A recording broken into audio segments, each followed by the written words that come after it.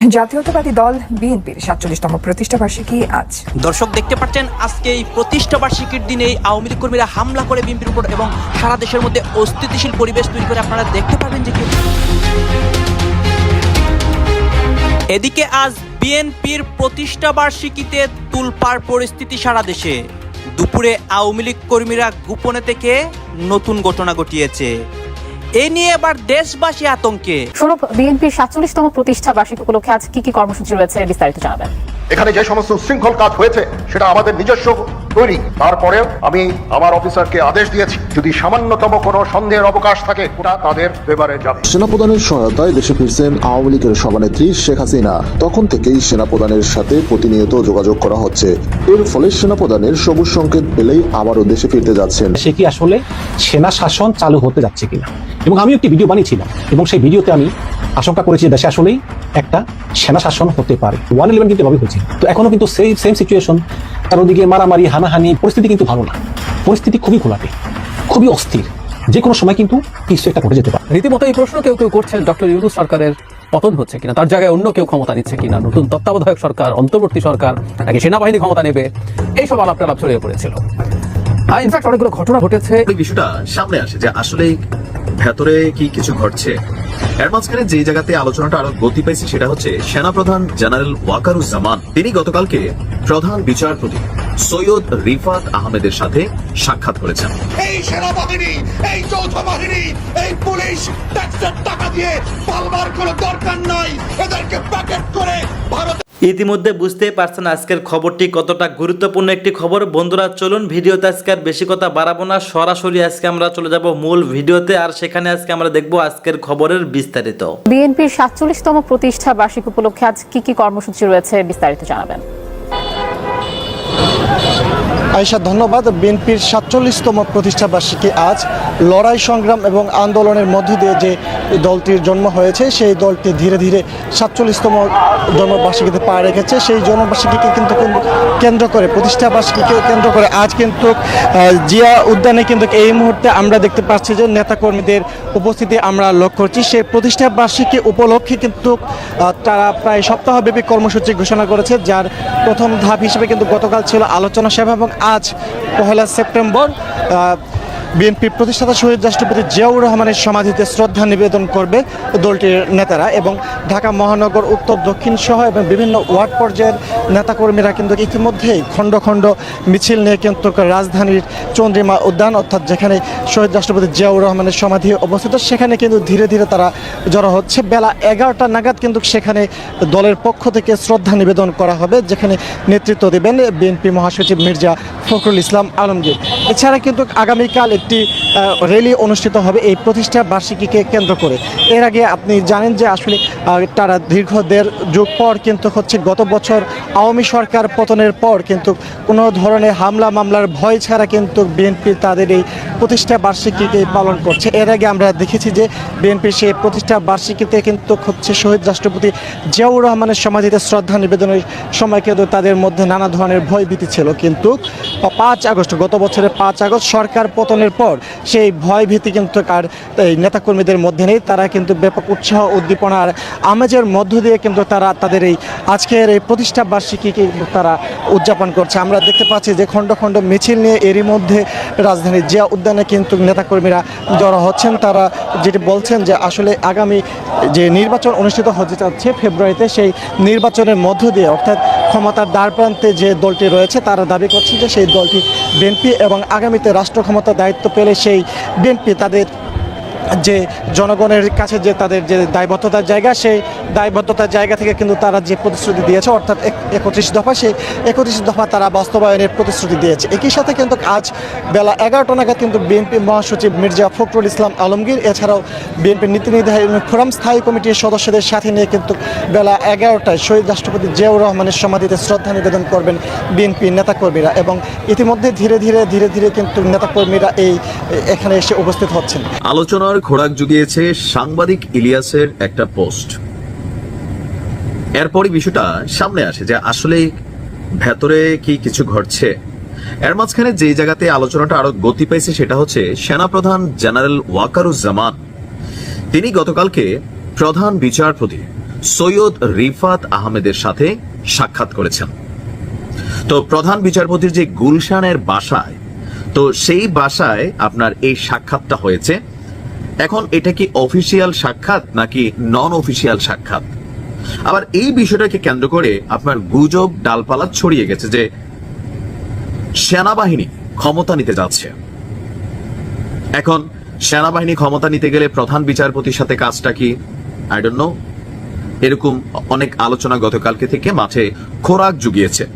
তো আসলে কি সেনাবাহিনী বা সেনাপ্রধান জেনারেল ওয়াকারুজ্জামান ক্ষমতা নিবে, এই ন্যারেটিভটা কিন্তু পিনাকিদা এবং সাংবাদিক ইলিয়াস, তারপর সে কনক সারোয়ার ভাই, তারা যারা আছেন বা তাদের পন্থী যারা আছেন, আবার এনসিপির অনেকেও, তার উপরে সরকারের মধ্যে থাকা খোদ উপদেষ্টা মাহফুজ, তিনিও কিন্তু 1-11 আওয়াজ শুনতে পাইছিলেন কয়েকদিন আগে। তারপরে আবার পোস্টটা তিনি ডিলিটও করছিলেন, নিশ্চয় আপনাদের খেয়াল থাকার কথা। এরপর থেকে গেল কয়েকদিন সারা বাংলাদেশ যে বিশৃঙ্খল অবস্থায় চলছে, জনমনে কিন্তু এখন এই বিষয়টা কাজ করছে যে ডক্টর মোহাম্মদ ইউনূসের সরকার এই মুহূর্তে রাষ্ট্রে আইন শৃঙ্খলাকে কন্ট্রোল করা, পাশাপাশি যে হঠাৎ করে উদ্ভট যে পরিস্থিতি তৈরি হয়েছে যে পুলিশ কাজ করলে পুলিশকে ট্যাগ দেওয়া হচ্ছে, ভিপি নূরের ইস্যুটাতে সেনাবাহিনী এবং পুলিশকে ট্যাগ কেন্দ্র করে আরেকটা আলোচনা হচ্ছে, সেনা প্রধানের জায়গায় নতুন কেউ আসতে যাচ্ছে, ওইটা আরেকটা ভিডিওতে আমি আলোচনা করব যে ওই জায়গাটাও আলোচনা হচ্ছে যে সেনা প্রধানের জায়গা বদলে যাচ্ছে। তো সবকিছু মিলিয়ে যে সেনাপ্রধান যদি ক্ষমতা হারাই ফেলবে এই মেসেজ তিনি হয়তো পাইয়া গেছেন, সেই কারণে কি প্রধান বিচারপতির সাথে বৈশা যে সেনা সমর্থিত একটা সরকার আনার জন্য চেষ্টা করতেছেন কিনা, এরকম নানান গুজব। হ্যাঁ, এটাকে আমি কেন গুজব বলছি আসুন আমি এটার ব্যাখ্যাটা দিচ্ছি।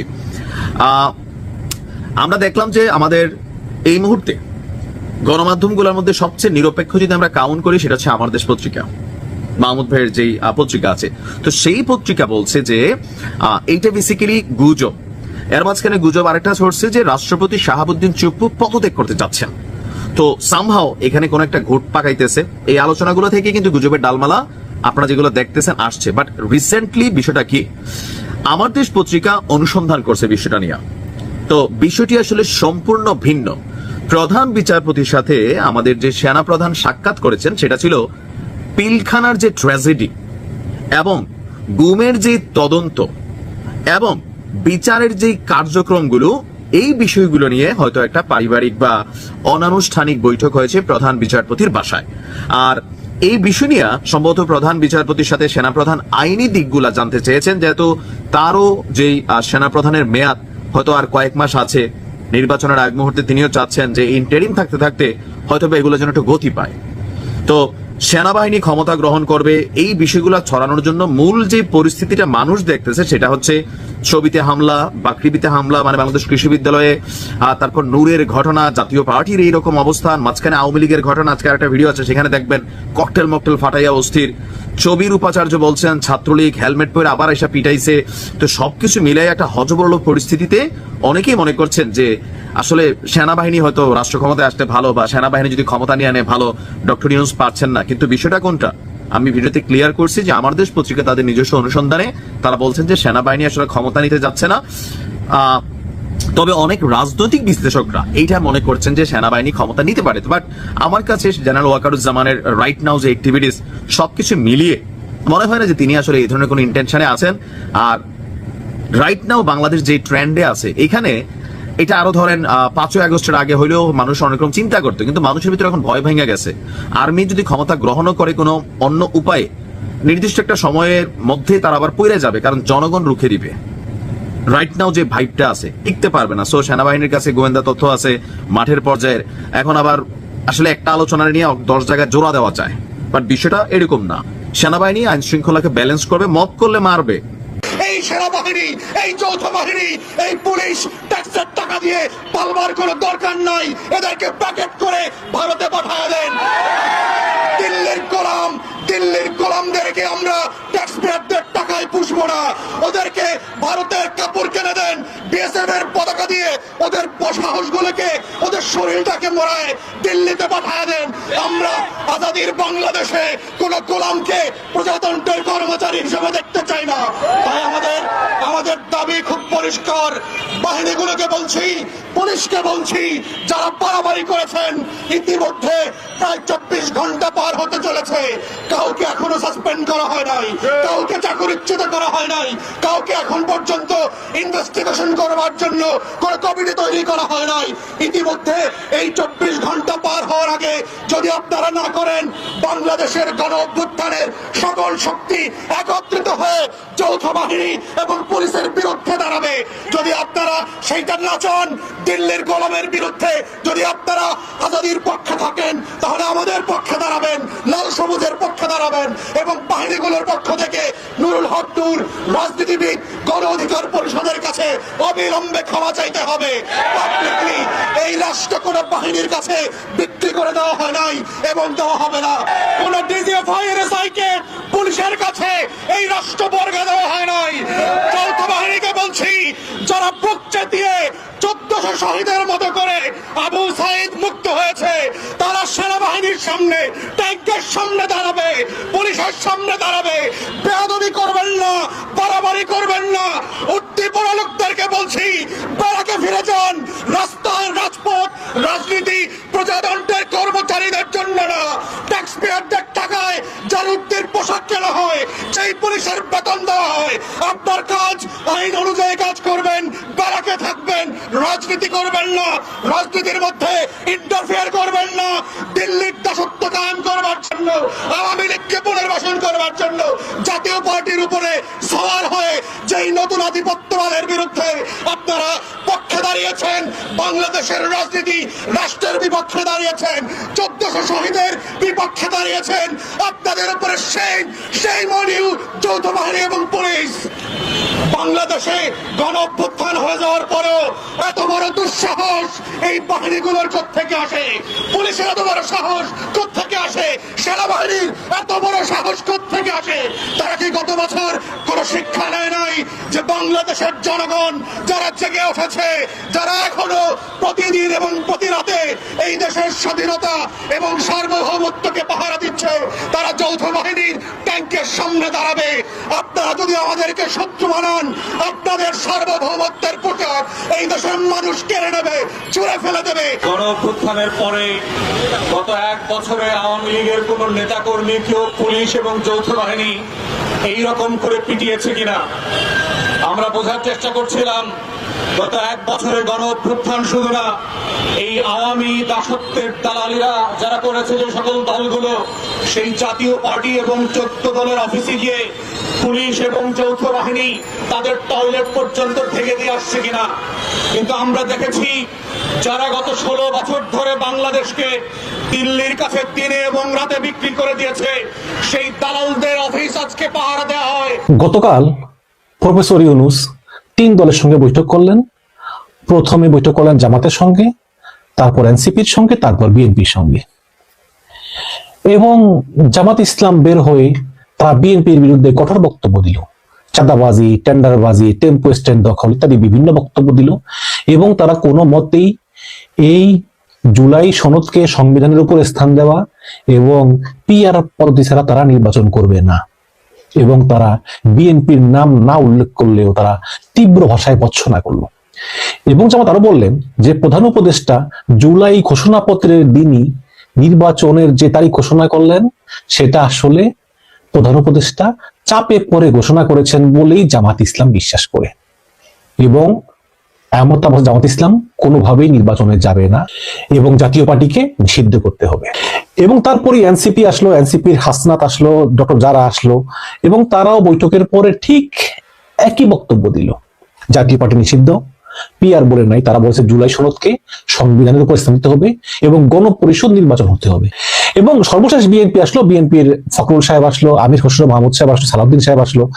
তো এরা আসার পরে তারা বলল কি, যে প্রধান উপদেষ্টা বলেছেন, কথা দিয়েছেন যে ফেব্রুয়ারির প্রথম সপ্তাহে নির্বাচন হবে, আশ্বাস দিয়েছেন।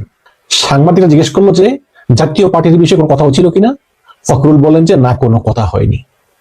ওদিকে সাংবাদিকদের প্রশ্নের জবাবে প্রেস সচিব শফিকুল আলম তিনি বললেন যে হ্যাঁ, জাতীয় পার্টির বিষয়ে সবগুলো দল তাদের নিজস্ব মতামত দিয়েছে, আমরা যাচাবাচি করে দেখতেছি।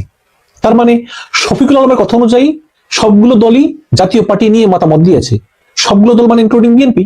কিন্তু মির্জা ফখরুল বললেন যে এই বিষয়ে কোনো কথা হয়নি। তারপর দুটা কিন্তু কন্ট্রাডিক্টরি, একজনের কথার সঙ্গে আরেকজনের কথার কোনো মিল নেই। তাহলে এখন কি দাঁড়ালো? এই যে এই তিনটা দলকে আহ্বান জানালো, তিনটা দলকে নিয়ে বসলো একটা সমস্যার সমাধানের জন্য, সঙ্গে ছিলেন দুই উপদেষ্টা ভাই আদিল এবং খলিল, আসিফ নজরুলও ছিলেন। কিন্তু এতে কি লাভ হলো আমাকে বলেন? এতে ডক্টর ইউনূস কি অ্যাচিভ করলো? তিনটা দলকে নিয়ে যদি একসঙ্গে বসতো তাহলে একটা কথা ছিল। তিনটা দলের সঙ্গে তিনভাবে বসলো এবং তিনটা দল বেরিয়ে এসে তিনভাবে কথা বললো। এইরকম তো আগেও অনেকবার বসা হয়েছে, কিন্তু আমি তো কোনো দেখতেছি না। এবং সত্য হলো এটাই যে এই জামাত ইসলাম এবং এনসিপি তারা নির্বাচন চায় না। তারা মনে করে যে এই প্রচলিত নির্বাচন পদ্ধতিতে আসলে ফ্যাসিবাদের পুনরুত্থান ঘটবে জাতীয় পার্টির মাধ্যমে, এবং যদি কোনোদিন আবার আওয়ামী লীগ ফিরে আসে তাহলে এই জামাত এবং এনসিপি কে নির্মূল করবে। সুতরাং এই নির্বাচন কোনো মানেই হয় না, একটা নতুন ভাবে নির্বাচন করতে হবে, নতুন সরকার দিয়ে নতুন পদ্ধতিতে নির্বাচন করতে হবে, সংবিধান ছুঁড়ে ফেলে দিতে হবে, একটা বিপ্লবী সংবিধান হবে, তারপরে নির্বাচন ইত্যাদি ইত্যাদি।